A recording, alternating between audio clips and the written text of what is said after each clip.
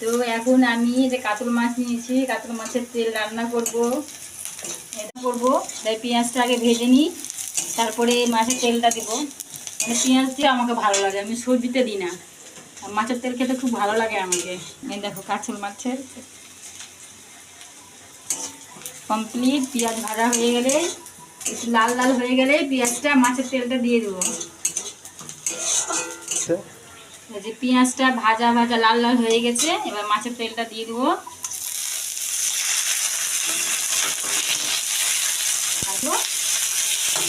ভালো লাগে খেতে মাছের তেল, থেকে খাওয়া চলে আসুন।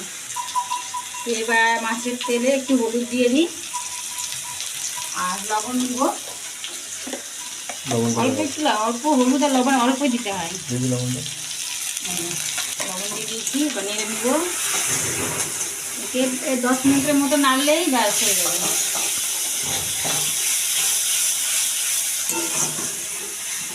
10 মিনিটের মতো নাড়াচাড়া করলে মাছের তেলটা হয়ে যাবে। তেলটা হবে না, একটা তেল। মাছের তেল দিয়ে অনেকগুলোই ভাত খাওয়া যায়। মাছের তেল দিয়ে ভাত খেতে খুব সুন্দর লাগে, আর কোনো কিছুই লাগবে না।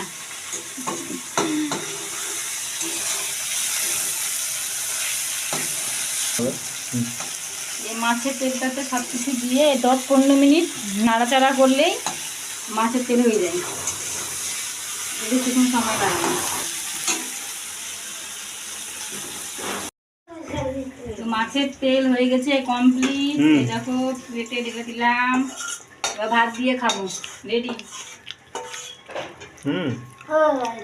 দারুণ লাগবে।